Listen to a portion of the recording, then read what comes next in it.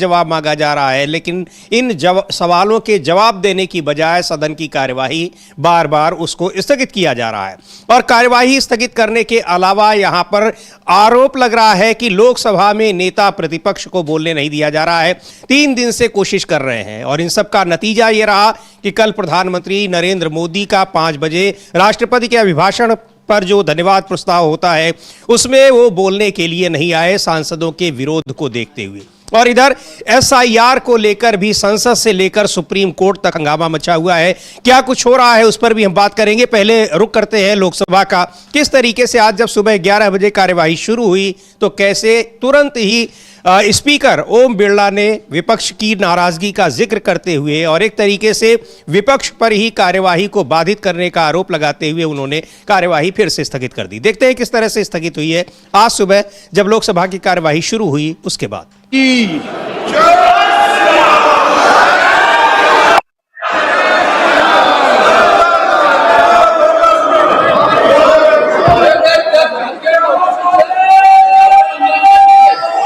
माननीय सदस्यगण,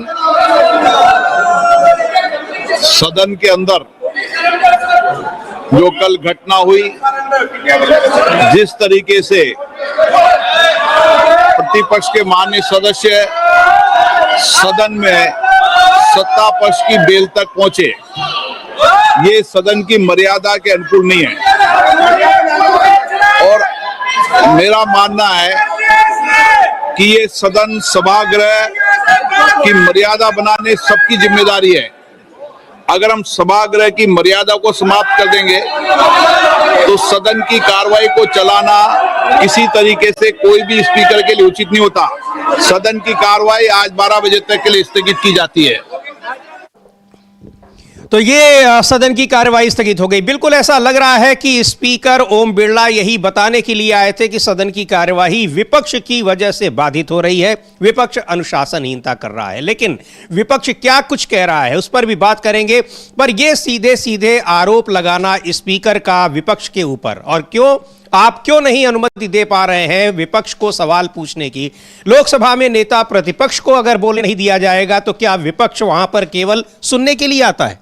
बिल्कुल समीर जी, विपक्ष केवल सुनने के लिए आता है और वहां आप जो है सत्ता पक्ष को कुछ भी अगड़म बगड़म बोलने की अनुमति देते रहेंगे। जी हाँ। यानी जिस 349 किस तरीके से कल किस तरीके से अभद्र भाषा का और अभद्र आरोप जो थे वो लगाए निशिकांत दुबे ने, वो तो खैर उसने अपने संस्कारों की प्रकटीकरण किया कि उसके क्या संस्कार हैं निशिकांत दुबे के। भद्दा आदमी है, गंदा आदमी है, तो वो उसने अपनी दिखा दी मानसिकता जो है। लेकिन सदन के अंदर सवाल ये है कि बिरला साहब जो थे उन्होंने अनुमति क्यों दी कि वो जो है कुछ भी महाविष्ठा करता है सदन के अंदर। तो ये बिरला साहब के ऊपर सवाल है और इसीलिए बिरला साहब जानते थे कि आज जैसे ही सदन शुरू होगा तो वैसे ही कल का ये मसला उठेगा, तो पहली संसद को स्थगित करके भाग गए और मोदी जी हैं वो गायब हैं। जी, और आज फिर अब 12 बजे जब सदन की कार्यवाही शुरू होती है तो फिर वही होता है और सदन की कार्यवाही 2 बजे तक के लिए स्थगित कर दी गई। और अमलेंदु जी, धन्यवाद जो प्रस्ताव है वो पारित मान लिया गया, ध्वनि मत से पारित मान लिया गया, विपक्ष की गैर मौजूदगी में या बिना किसी की सहमति के और बिना प्रधानमंत्री नरेंद्र मोदी के उस पर धन्यवाद प्रस्ताव पर जो एक परंपरा है बोलने की, ना तो एलओपी का भाषण हुआ उस पर और ना ही उस पर लीडर ऑफ वो हाउस का भाषण हुआ है। हाँ, ये भी 70 साल में ये भी पहली बार हुआ है कि राष्ट्रपति का अभिभाषण बिना नेता विपक्ष और बिना प्रधानमंत्री के भाषण के समाप्त हो गया। इसका मतलब कि आपने स्वीकृति तो आपने कर लिया कि वो पास होगा माना जाएगा, लेकिन ये पास हुआ माना नहीं जाएगा क्योंकि इस पे बहस हुई ही नहीं है। बिल्कुल। तो इसलिए माना नहीं जाएगा। तो अगर देखा जाए तो समीर जी, संवैधानिक संकट भी खड़ा हो सकता है। बिल्कुल, संवैधानिक संकट भी खड़ा हो सकता है क्योंकि यहाँ पर न तो राष्ट्रपति ने केवल अभिभाषण अपना पढ़ा है, न तो उस पर चर्चा हुई, न पक्ष ने कुछ बोला न विपक्ष ने कुछ बोला, लीडर ऑफ अपोजिशन ने नहीं बोला और ना ही लीडर ऑफ हाउस ने कुछ बोला, यानी वहां पर नेता सदन और नेता प्रतिपक्ष दोनों ने नहीं बोला। लेकिन ये सारा कुछ स्पीकर साहब ने अपने ऊपर ले लिया और उन्होंने ध्वनि मत से उसको पारित घोषित कर दिया। तो एक बड़ा संवैधानिक संकट है। किस तरीके से संसद की गरिमा को और संसद की जरूरत को खत्म करने की कोशिश की जा रही है। आरोप बार बार विपक्ष लगा रहा है कि जो सत्र होते हैं उनको छोटा किया जा रहा है और जब सत्र चलते भी हैं तो उसमें विपक्ष को बोलने की अनुमति नहीं दी जाती। लेकिन लगता नहीं कि ये जो गतिरोध है ये अभी खत्म होने का नाम लेगा, क्योंकि बार बार विपक्ष की ओर से कहा जा रहा है कि जब तक लीडर ऑफ अपोजिशन को बोलने नहीं दिया जाएगा वहां पर लीडर ऑफ हाउस को भी नहीं बोलने दिया जाएगा। तो अब देखते हैं कि सवाल पूछने की अनुमति स्पीकर देते हैं या नहीं। लेकिन इसको लेकर राज्यसभा में भी काफी गर्मा गर्मी रही। हालांकि वहां की कार्यवाही जरूर चल रही है, पर वहां भी क्या कुछ हुआ है, और वहां पर राज्यसभा में कांग्रेस पार्टी के जो नेता हैं, नेता प्रतिपक्ष मल्लिकार्जुन खड़गे, उन्होंने सरकार पर कई आरोप लगाए। और क्या कुछ हुआ उस कार्यवाही को भी देखते हैं, और वहां किस तरीके से मंत्री लोग और क्या जो शिष्टता अशिष्टता, संसदीय भाषा और असंसदीय भाषा होती है, वहां वो क्या व्यवहार कर रहे हैं, उसका भी एक दिखाई पड़ता है नमूना वहां पर देखा जा सकता है। देखते हैं क्या हुआ राज्यसभा में आज, और मल्लिकार्जुन खड़गे ने क्या कुछ कहा और उनको किस तरीके से रोकने की कोशिश की गई। सर देखिए, हम समझते हैं कि हाँ तुमसे भी ज्यादा समझते हैं। Let him say something, then leader of the house is here to respond. Why you are worried about? Sir, हम हाउस को डिस्टर्ब नहीं करना चाहते, लेकिन नहीं Are you tell the truth ना? No, You are telling something against the the truth, sir. No. चार You दिन tell से- the truth. Who disturbed? When Jairam Ramesh ji asked अरे सुनिए, a chance, immediately I asked you to speak. All your people are coming and shouting. This is the democracy. अरे चार दिन से वो हाउस भी नहीं चल रहा। क्यों? कि एलओपी को बोलने नहीं दे रहे। लेकिन हमारा कहना यह है कि दोनों हाउस मिलने के बाद ही पार्लियामेंट बनता है, एक हाउस से पार्लियामेंट नहीं बनता। ये दोनों स्तंभ है, ये दोनों स्तंभ है, और दो जब स्तंभ होते हैं, एक को पैरालाइज करके आप अपने आप को छुपाने के लिए, अपने गलतियां छुपाने के लिए आप जो कर रहे हैं, किए हैं, इस देश को जो धोखा दे रहे हैं, देश की जो अपमान कर रहे हैं, उसके बारे में जब राहुल जी बोलते हैं तो आप लोगों को खुजली उठती है। नहीं।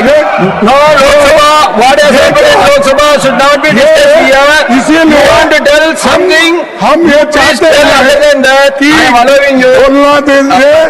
और Kharge ji, you are आप very मेरे को elderly सिखाने person. वाले, You बोलो should आप know मोहम्मद the- को You मेरू जी know के ऊपर the- क्या बोलते हैं? both houses. युवराज जी के बारे में बोलते हैं।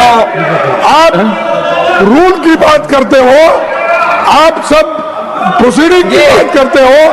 अरे वो प्रोसीडिंग वहां पर गलत हो रहा है। You are the very elderly person. You know everything. Sir, And you know that Lok Sabha proceedings cannot be disturbed in Rajya Sabha. But- that you know very well. we don't want to. And you are again and We again don't saying want the to same see thing. that It's not Parliament correct. should be. Then I have to say Lok that Sabha nothing should be will go on closed record. and only Rajya Sabha will you run. please be democratic. All those Even yesterday, All what you were talking. come Most from of you, the members of the Lok Sabha. opposition, they are telling Lok Sabha is different, Rajya Sabha is different. We should be allowed to. Why the minister has not made his statement in the Rajya Sabha? This was your question Lok Sabha में yesterday. जो Now you are होता telling है something वो else. Rajya Sabha में आता है।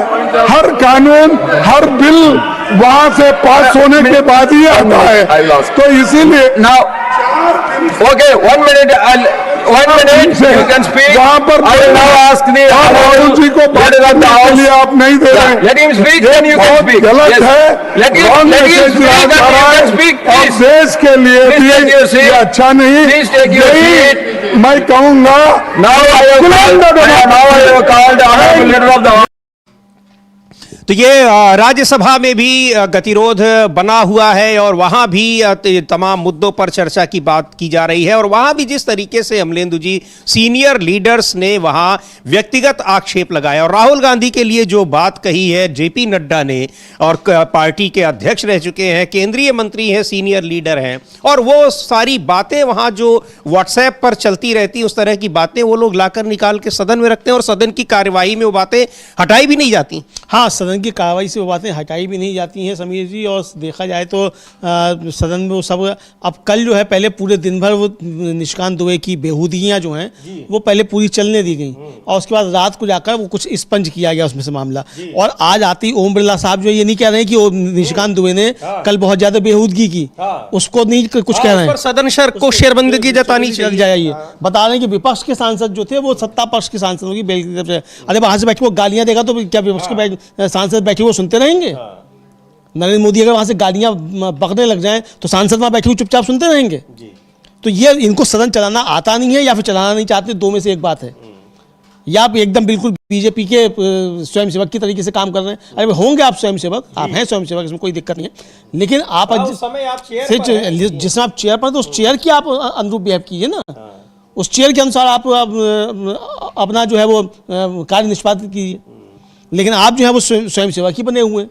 बिल्कुल, इसको लेकर यही बहुत गहमी रही और गर्मा गर्म बहस हो रही थी और कह रहे हैं कि हाँ लोकसभा की बात ना करिए, लेकिन बिल्कुल सही बात कही खड़गे ने कि दोनों ही सदनों से मिलकर संसद बनती है। ऐसा नहीं है कि आप किसी एक को इग्नोर करेंगे और वहां लीडर ऑफ अपोजिशन को अगर बोलने नहीं दिया जा रहा है तो वो गंभीर मुद्दा है। खैर, इसको लेकर जयराम रमेश ने भी ट्वीट किया है और कहा भी है उन्होंने कि जब तक एलओपी को नहीं बोलने दिया जाएगा प्रधानमंत्री भी नहीं बोलने पाएंगे।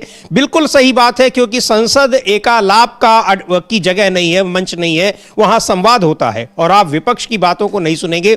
विपक्ष कोई व्यक्तिगत तौर पर कोई नेता नहीं होते हैं सांसद, वो अपने यहाँ के 20 लाख 22 लाख 25 लाख जनता के प्रतिनिधि हुआ करते हैं और उनकी बातों को रखते हैं, उनको रिप्रेजेंट करते हैं केंद्र में।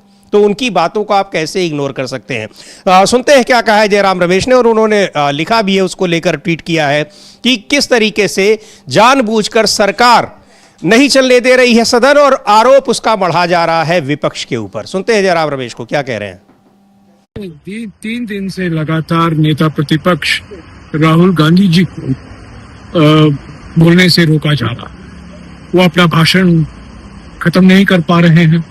शुरुआत हुई है पर उनको जानबूझकर रोका जा रहा है क्योंकि वो बड़े महत्वपूर्ण संवेदनशील मामले उठा रहे हैं, देश से सुरक्षा से जुड़ा हुआ है।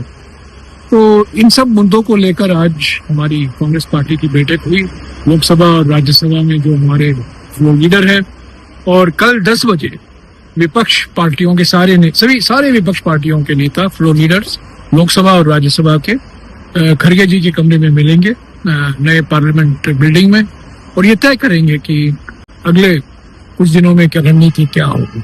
पर जिस तरीके से जबरदस्ती रोका जा रहा है नेता प्रतिपक्ष को, ये हम बर्दाश्त नहीं कर पाते हैं। और हमारे जो पूर्व प्रधानमंत्री हैं जवाहरलाल नेहरू, इंदिरा गांधी, राजीव गांधी, सभी पर अपमानजनक बातें कही जा रही हैं बीजेपी सांसदों से के द्वारा, उनका भी हम पूरा खंडन करते हैं और हम चाहते हैं कि उनके खिलाफ कार्रवाई की जाए। पर असली मुद्दा ये है, एक मुद्दा जो सबसे महत्वपूर्ण मुद्दा ये है, मूल मुद्दा है कि नेता प्रतिपक्ष को बोलने नहीं दिया जा रहा। जयराम सर, जिस तरीके से आज प्रधानमंत्री नहीं बोल पाए और उन्होंने ब्लेम नहीं, प्रधानमंत्री बोल नहीं पाए, नेता प्रतिपक्ष नहीं बोल पाए। प्रधानमंत्री तभी बोलेंगे जब नेता प्रतिपक्ष बोलेंगे। अगर नेता प्रतिपक्ष नहीं बोल सकते तो डिबेट का क्या मायने? प्रधानमंत्री तो डिबेट का जवाब देते हैं ना। तो शुरुआत तो नेता प्रतिपक्ष करते हैं। जब डिबेट ही नहीं हुआ तो प्रधानमंत्री क्या सवाल देंगे? हालांकि हम जानते हैं कि प्रधानमंत्री चुनावी भाषण करेंगे, हमेशा 11 साल से वही करते आ रहे हैं। कांग्रेस का बदनाम करेंगे, पंडित नेहरू का बदनाम करेंगे, कांग्रेस नेतृत्व का बदनाम करेंगे, वो सब हम लोग जानते हैं। पर डिबेट औपचारिकता तो है ना। नेता प्रतिपक्ष शुरुआत करते हैं, समाप्त करते हैं, 40 मिनट बोलते हैं। राहुल जी तो 25 मिनट तक बोलते हैं, उनको बोलने ही नहीं दिया गया है 3 दिन से। तो ये बड़ी महत्वपूर्ण बात कही कि नेता सदन प्रधानमंत्री को बोलने क्या नहीं दिया गया। जब बहस ही नहीं हुई तो बहस का ही तो जवाब देना होता है उसमें, और खैर आए भी नहीं वो वहां। हाँ, आए भी नहीं और जाहिर सी बात है कि बहस का जवाब ही जो है वो देना होता है और बहस का जवाब दिया भी नहीं गया।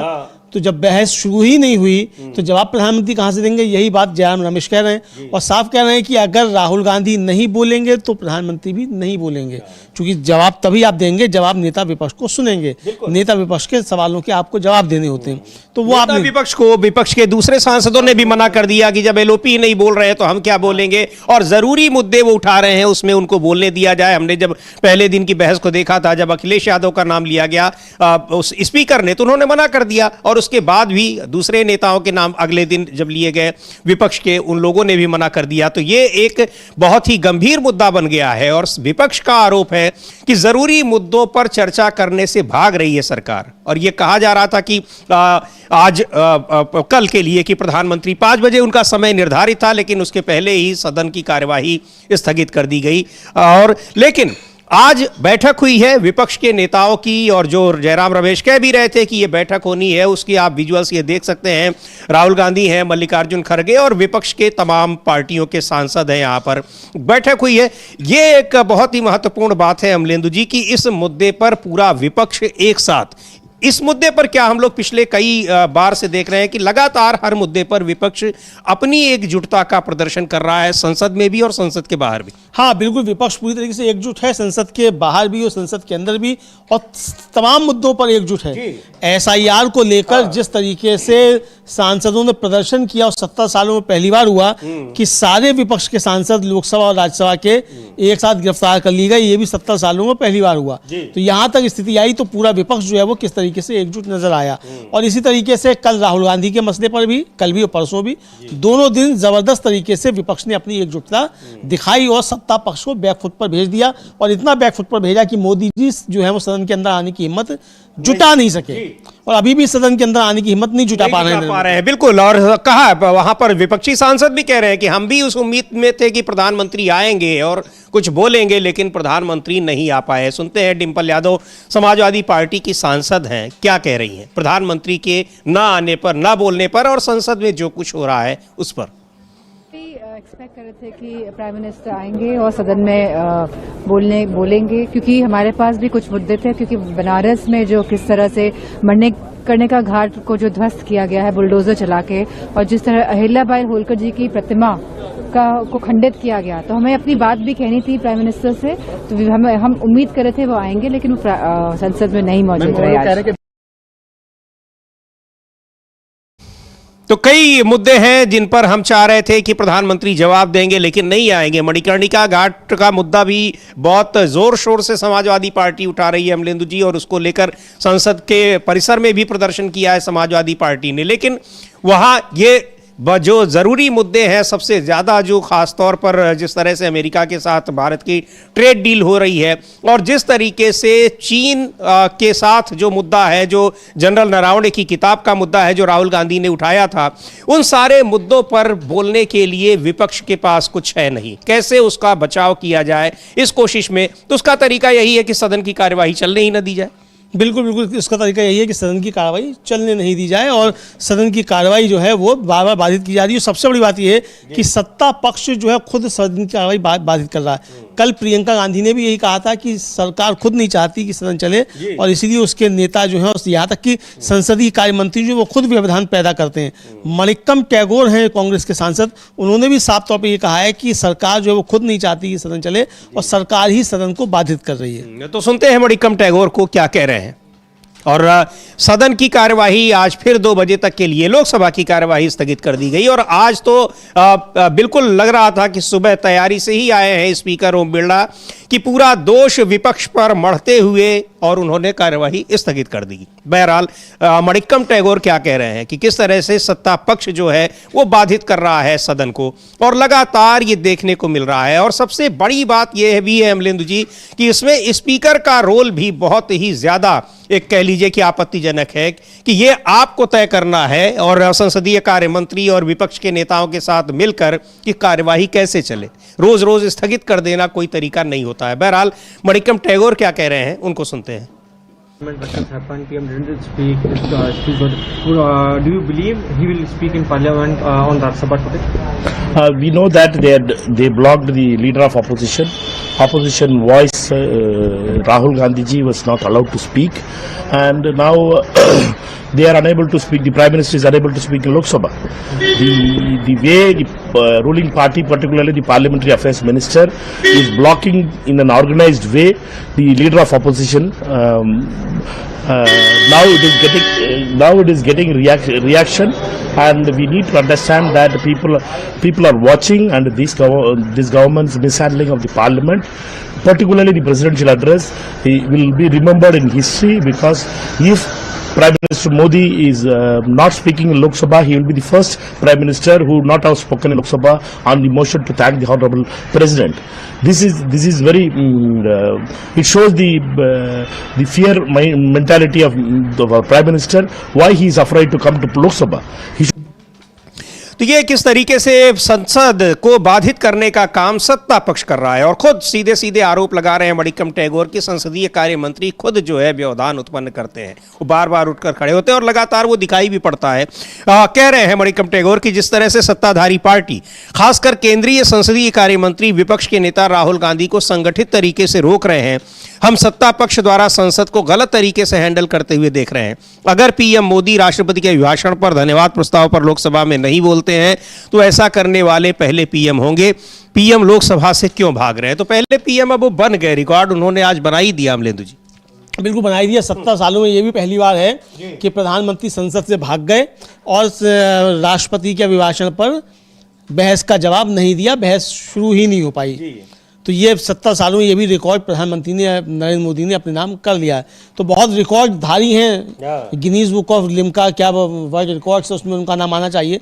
70 सालों में कितने रिकॉर्ड नरेंद्र मोदी ने बनाए हैं, उनमें एक रिकॉर्ड ये भी जुड़ गया कि 70 सालों में ऐसा पहली बार कि राष्ट्रपति के अभिभाषण पर प्रधानमंत्री बिना जवाब दिए हुए विपक्ष का सदन से भाग गए। तो ये जो कहा जाता है, एक बार मुझे याद है कि अमित शाह ने एक सवाल के जवाब में, सवाल भी मेरा ही था एक प्रेस कॉन्फ्रेंस में, कि सबसे बड़ी उपलब्धि के रूप में आप क्या देखते हैं, तो उन्होंने कहा कि हमने बोलने वाला प्रधानमंत्री दिया है। हाँ। लेकिन ये बोलने वाला प्रधानमंत्री वो है जो संसद में नहीं बोलता है और संसद में बुलवाने के लिए उनके खिलाफ अविश्वास प्रस्ताव लाना पड़ता है। हाँ, संसद में बोलने के लिए अविश्वास प्रस्ताव लाना पड़ता है।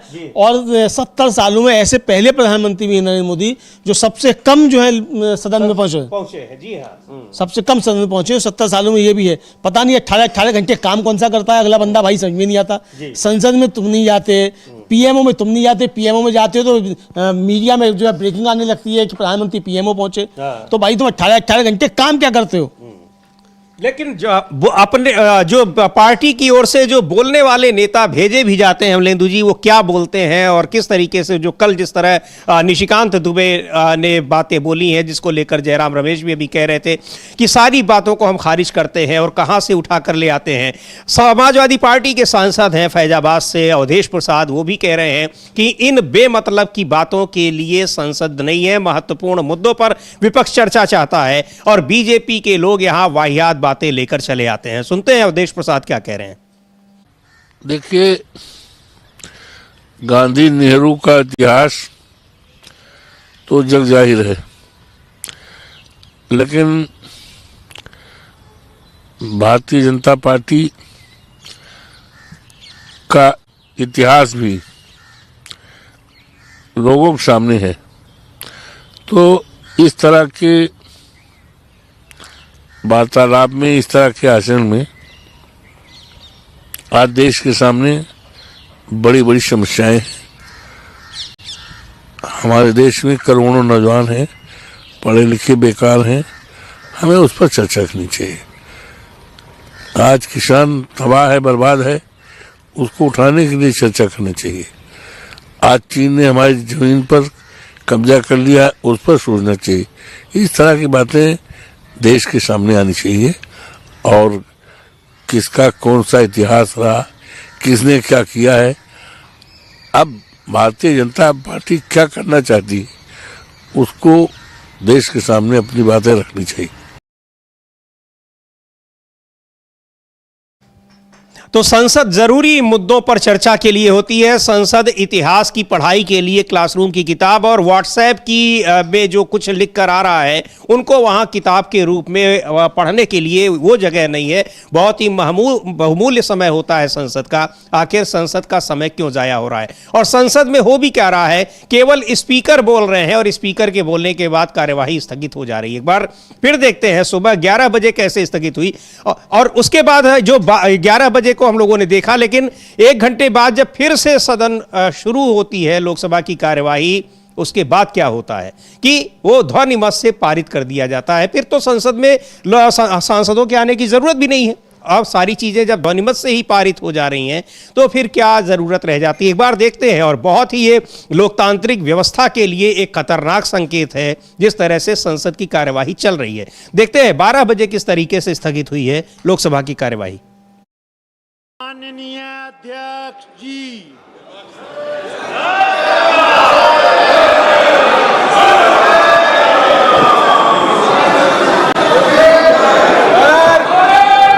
माननीय सदस्यगण, मुझे कुछ माननीय सदस्यों की स्थगन प्रस्ताव की सूचना प्राप्त हुई है।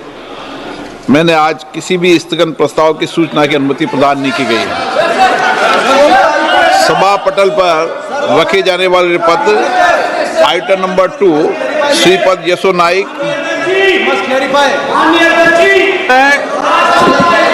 आदरणीय अध्यक्ष महोदय, मैं आपकी अनुमति से आज की संशोधित कार्यसूची की क्रम संख्या 2 पर मेरे नाम के सामने सूचीबद्ध दस्तावेजों को सदन के पटल पर रखता हूं।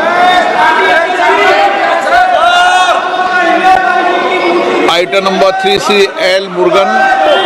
Speaker sir, with your kind permission, on behalf of my colleague Sushri Shobhas Karandaleji, I rise to lay on the table of the House the papers mentioned of serial number 3 of today's revised list of business pertaining the Ministry of Micro, Small and Medium Enterprises. Item number 4 Shri L Murugan. Respected Speaker sir, with your kind permission, on behalf of my colleague Shri Tokan Sagu, I rise to lay on the table of the House the papers mentioned at serial number 4 of today's revised list of business. Item number 5 Shri Suresh Gopi. Respected Speaker sir, with your permission, I rise to make the statement of the House listed against my name on serial number 5 in today's revised list of business regarding the status of implementation of the recommendations contained in the 5th report of the Standing Committee on Petroleum and Natural Gas 2024-2025 on action taken by the government on the recommendations, observations contained in the 23rd report of the Committee 2022-24 on review of policy on import of crude oil pertaining to the Ministry of Petroleum and Natural Gas. This may please be considered as read. Thank you. सदन में तख्तियां लेके आओगे और banner लेके आओगे तो सदन में बोलने नहीं दिया जाएगा। माननीय सदस्यगण, धन्यवाद प्रस्ताव पर सदस्यों ने अनेक संशोधन प्रस्तुत किए गए हैं। अब मैं सभी संशोधनों को एक साथ सभा के मतदान के लिए रखता हूं।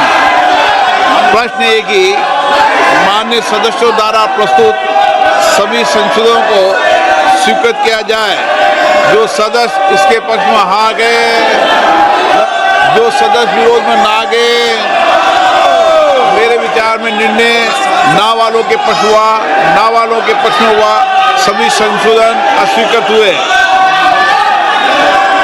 अब मैं राष्ट्रपति अभिभाषण पर धन्यवाद प्रस्ताव को सभा के मतदान के लिए रखता हूं।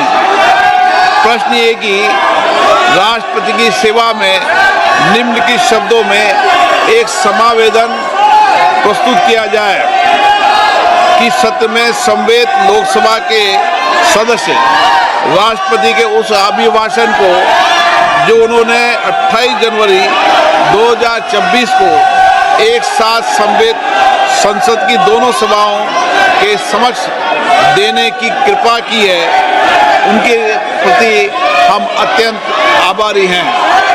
जो सदस्य इसके पक्ष में हाँ गए, सदस्य विरोध में ना गए, मेरे विचार में निर्णय हाँ वालों के पक्ष हुआ, निर्णय हाँ वालों के पक्ष हुआ, प्रस्ताव स्वीकृत हुआ। मैं माननीय सदस्यों से आग्रह करता हूं कि वह सभागृह की मर्यादा को बनाए रखे, बैनर, तख्तियां, नारेबाजी न करे, आप सदन को चलने दें। बजट पर, महत्वपूर्ण बजट पर चर्चा होगी, सबको अपने विचार व्यक्त करने का अवसर मिलेगा। आप सदन नहीं चलाना चाहते, नारेबाजी करना चाहते हैं, सभागृह का अपमान करना चाहते हैं, सभा की कार्रवाई आज 2 बजे तक के लिए स्थगित की जाती है। ये हम लोगों ने उस पूरी प्रक्रिया को दिखा भी दिया अमलेंदु जी, कितनी बेहतर तरीके से उन्होंने वोटिंग भी करा ली 10-20 सेकंड 30 सेकंड के भीतर, और उसके बाद घोषित भी कर दिया कि इसमें जो उसका प्रस्ताव पर जो समर्थन करने वाले हैं उनकी संख्या ज़्यादा है, और उस प्रस्ताव को ध्वनिमत से पारित भी कर दिया। हाँ, मतलब हाँ की आवाज़ तो आई, मगर ना की तो कोई आवाज़ आई नहीं। तो फिर ये क्या, तो फिर बहुमत से क्यों, फिर सर्वसम्मति कहिए, फिर बिल्कुल सर्वसम्मति तो कहा नहीं, बहुमत से कह दिया। तो बहुमत से कैसे हो जाएगा, ना की कोई आवाज़ नहीं आई तो कैसे हो गया। इसी तरीके से कल एक बड़ा अच्छा ज्ञान दिया था बिरला साहब ने, उन्होंने बताया ये उच्च सदन है, ये उच्च सदन है। तो अब अगर हमारा स्पीकर जो लोकसभा को बताया कि लोकसभा कोई उच्च सदन है, तो आप समझ लीजिए संसदीय परंपराओं का, संसदीय कानूनों का कितना ज्ञान है। मतलब ये तो एकदम समीर जी, मतलब जो अर्हता होती है उसके खिलाफ है ये। आप उसके अर्ह ही नहीं है आप, कि आप जो है बन सकें लोकसभा के अध्यक्ष। अगर आप लोकसभा को बता रहे हैं कि उच्च सदन है, तो आप इसके योग्य नहीं है। फिर आपने अपनी अयोग्यता साबित कर दी है ये कह के कि ये जो है उच्च सदन है। बहरहाल, लेकिन योग्यता तो साबित कर रहे हैं कि स्पीकर के पद पर बैठकर वो क्या कुछ कर रहे हैं, उससे ये साफ साबित हो रहा है कि जिस वजह से उनको बनाया गया है, उस अपनी जो ज़रूरत है, अपनी जो उनकी योग्यता है, उसको पूरा वो वहाँ पर पूरी तरीके से दिखा रहे हैं। हाँ, उसे अपनी पूरी तरीके से दिखा रहे हैं कि जो जिस काम के लिए उनको बनाया है मोदी जी ने, तो मोदी जी का काम पूरी ईमानदारी के साथ कर रहे हैं, इसमें कोई शक नहीं है।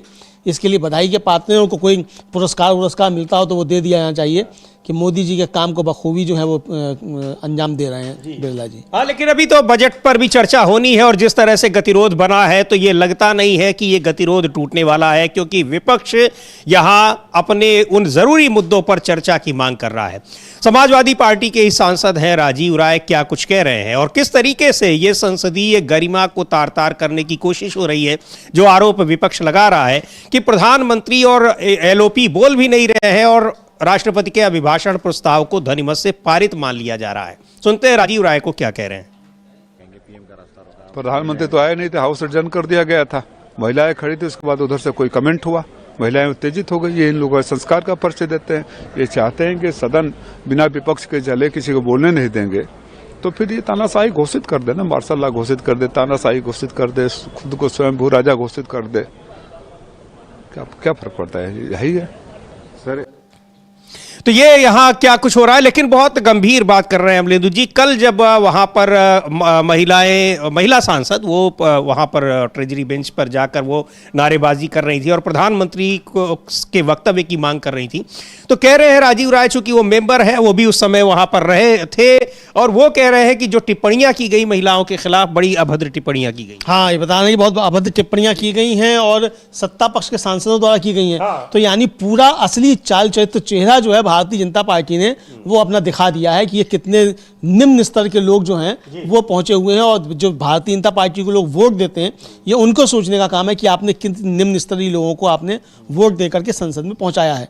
जी बिल्कुल, इसको लेकर कि क्या कुछ हो रहा है वहां पर और किस तरह की टिप्पणियां की जा रही हैं, किस तरह से फप्तियां कसी जा रही हैं महिला सांसदों पर, पूर्व प्रधानमंत्रियों पर, नेताओं पर, और वहां इन सत्ता पक्ष के लोग इन सब चीजों को कहने की, करने की उनको छूट है।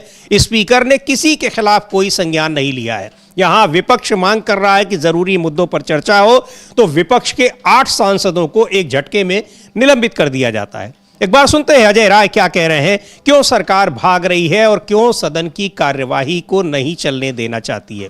अजय राय उत्तर प्रदेश में कांग्रेस पार्टी के अध्यक्ष हैं, प्रदेश अध्यक्ष, और प्रधानमंत्री नरेंद्र मोदी के खिलाफ उन्होंने वाराणसी से चुनाव लड़ा था और उनका दावा है कि वो चुनाव जीत गए थे, लेकिन प्रशासन ने बेईमानी से और वोट चोरी से उनको हरा दिया। बहरहाल इस मुद्दे पर क्या कह रहे हैं उनको सुनते हैं। 8 तारीख को हम संविधान संवाद ये 5वां करने जा रहे हैं। पहले स्टार्टिंग हमारी सीतापुर से हुई थी और सोनभद्र, हमारी लखनऊ, आगरा और बनारस 8 तारीख को होगा शास्त्री घाट पे 11 बजे। और संविधान की रक्षा करने के लिए, संविधान को ताकत देने के लिए, संविधान को जो सरकार पूरी तरीके से ध्वस्त कर रही है, हमारे नेता आदरणीय राहुल गांधी जी को ये नेता प्रतिपक्ष होने के बाद भी नहीं बोलने दे रहे हैं लोकसभा में, ये सारी बातें मजबूती से 8 तारीख उठेंगी। और निश्चित तौर से जो आज बनारस में भी जो अत्याचार अन्याय इन्होंने किया है, ये सारी बात हम 8 तारीख को रखेंगे। उसमें हमारे राष्ट्रीय प्रभारी अविनाश पांडे जी, हमारे पवन खेड़ा जी जो राष्ट्रीय हमारे चेयरमैन है मीडिया के, सुप्रिया जी, और हमारे 5 सांसद इमरान मसूद जी से लेकर उज्जवल रमण जी, राकेश राठौर जी, हमारे केएल शर्मा जी, तनुज पूनिया जी और सभी नेतागण यहाँ रहेंगे। और इस जो संविधान की रक्षा, संविधान को बचाना, ये हमारा कर्तव्य, उस मुहिम को हम आगे बढ़ाएंगे।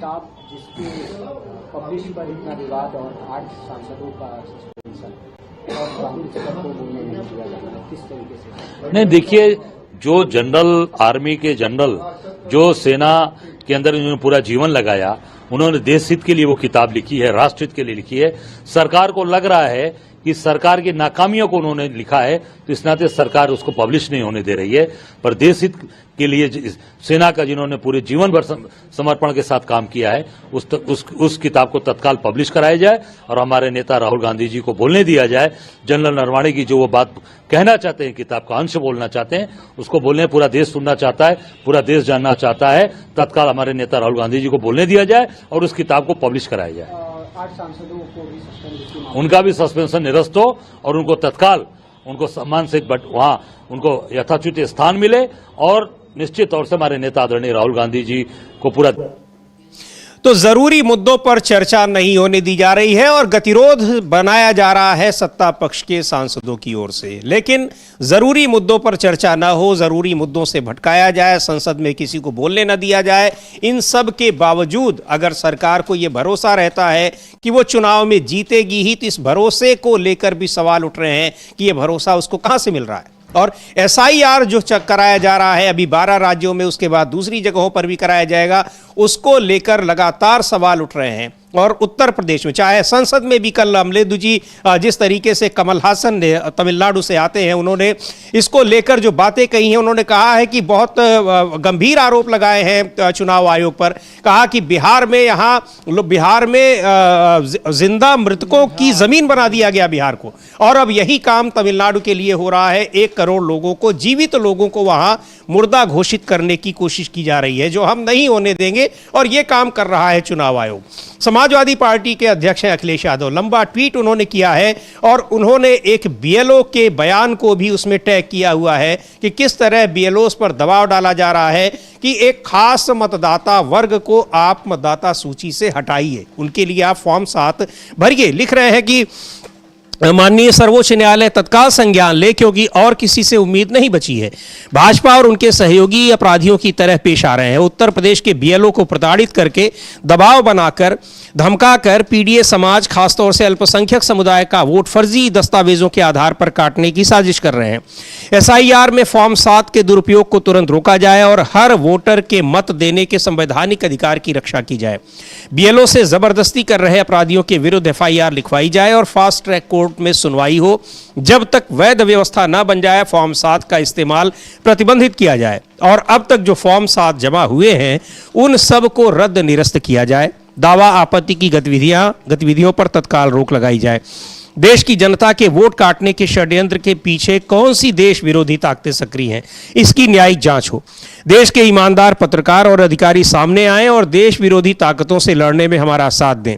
पीडीए प्रहरियों से अपील है कि वो हर वैध बनाने बचाने के कार्य में पूरी मुस्तैदी से लगे रहें। भाजपाइयों की धांधली को उनकी होने वाली हार की हताशा माने और भाजपाइयों के घपलों के सबूत इकट्ठा करके उनके खिलाफ एफआईआर की तैयारी करें। सच तो यह है कि जैसे जैसे पीडीए परिवार बढ़ रहा है वैसे वैसे भाजपाई डर रहा है। और इन्होंने एक बीएलए का जो एक बयान है उसको भी टैग किया है, बीएलओ का, उसको सुनते हैं क्या वो कह रहे हैं। क्या नाम है आपका? अश्विनी कुमार। पिताजी का नाम? श्री जगदीश सिंह। अच्छा, आपका क्या पद है इस क्षेत्र में? मैं सर प्राथमिक विद्यालय रामपुरा मूंज में सहायक अध्यापक पद पे हूँ। अच्छा। और अभी जो एसआईआर में विशेष इसमें अभियान में बीएलओ बनाया गया मूंज में। अच्छा। फिर आज आपके साथ क्या घटना हुई? आज मैं सर नगला चौपला से नोटिस बांट के घर नोटिस बांट रहा हूँ सर, एक सप्ताह से लगभग। हाँ। और मैं नगला अर्जू की तरफ जा रहा था। हाँ। मुगलपरा नगला अर्जू के बीच में बाइक से मैं जा रहा था तो अचानक एक कार रुकी और उन्होंने, उसमें 3-4 लोग थे। कौन कौन था उसमें? ध्रुव कटेरिया। हाँ। आगे बैठे थे, ड्राइवर था, और एक उदय प्रताप कटेरिया थे। हाँ। पुत्र काशीराम। हाँ। इन्होंने सर कहा कि आप रुको और ये मुसलमानों के जो है बल्क में जो वोट आए हैं, हाँ, इन पे आप साइन करो और इस पे रिसीविंग करके इन वोटों को यहाँ से हटाओ। ये लोग यहाँ रहते नहीं है, इनके वोट काटिए। वो लोग यहाँ पे रहते हैं? नहीं, कुछ लोग उनके वोट मैंने बनाए हैं, अभी वर्तमान में रह रहे हैं। अच्छा। 2-4 लोग नहीं रह रहे, तो मैंने कहा इस पे मैं जांच करूंगा, उच्च अधिकारियों को बताऊंगा। हाँ। और इन्होंने कहा कि नहीं अभी करो, तो मैंने कहा मैंने उसकी फोटो खींच ली। हाँ। तो इन्होंने कहा भोसड़ी कि तुमने मेरी कागजातों की या उसकी सरकारी डॉक्यूमेंट की कैसे फोटो खींची, इसे डिलीट कर। तो इन्होंने धक्का मुक्की की, मुझे जो है साइड पे करते हुए मेरा मोबाइल खींच लिया और मेरा पटक दिया मोबाइल की स्क्रीन टूट गई और मुझे धमकाते हुए बाहर निकले और उन्होंने धक्का मारते हुए मुझे खींच के जो रोड पे ले गए। मैं अकेला था, ये कई लोग थे, तो इन्होंने मुझे जान से मारने की धमकी दी, जूता उतार के मां बहन की गालियां दी, अभद्रता दी, बदतमीजी, और मुझे धक्का मारते हुए ले गई। अच्छा, जूता भी उतारा? हाँ बिल्कुल, कई बार जूता मारने का प्रयास किया। अच्छा जी। फिर आपने क्या किया? मैं अकेला था, मैं क्या कर पाता, मेरा मोबाइल स्विच ऑफ हो गया। इन्होंने तो ये वहां पर वीएलओ बता रहे हैं कि किस तरीके से जबरन उनसे नाम कटवाने के लिए को दबाव डाला जा रहा है, और ये दबाव कौन डाल रहा है भी बड़ा सवाल है। और इस तरह की कई घटनाएं हुई हैं, गाजियाबाद का भी मामला था, इसके अलावा और कई जगहों पर। अमेठी का एक और ट्वीट किया है अखिलेश यादव ने, और उसमें भी वो लिख रहे हैं कि किस तरीके से वहां बीजेपी के जिलाध्यक्ष पर उन्होंने आरोप लगाया है कि वो जानबूझकर लोगों के नाम कटवा रहे हैं। तो ये क्या कुछ हो रहा है चुनाव आयोग को नहीं दिख रहा है। और अब तो अखिलेश यादव ने कहना भी बंद कर दिया चुनाव आयोग से, सीधे सुप्रीम कोर्ट से कह रहे हैं कि आप इसका संज्ञान लीजिए। लिख रहे हैं, एक पत्र उन्होंने लगाया हुआ है और लिख रहे हैं कि एक बेहद गंभीर मामला है कि अमेठी भाजपा जिला अध्यक्ष ने एक बीएलओ से मारपीट की। उन्होंने महिला बीएलओ पर जबरन पीडीए समाज का वोट कटवाने व भाजपा समर्थकों का वोट बढ़वाने का दबाव डाला। उनके मन मुताबिक काम न करने पर बीएलओ को अपमानित किया गया और घटना का वीडियो बनाते हुए उस महिला बीएलओ के पति का मोबाइल छीन लिया। इस संदर्भ में सरकारी काम में बाधा डालने, महिला से अभद्रता करने, मोबाइल छीनने और हिंसक भाषा व्यवहार इत्यादि का मुकदमा दर्ज किया जाए, तत्काल संज्ञान लिया जाए। हम इस घटना के संदर्भ में अपना एक प्रतिनिधिमंडल भेजेंगे। अमेठी की बात है, गाजियाबाद जगह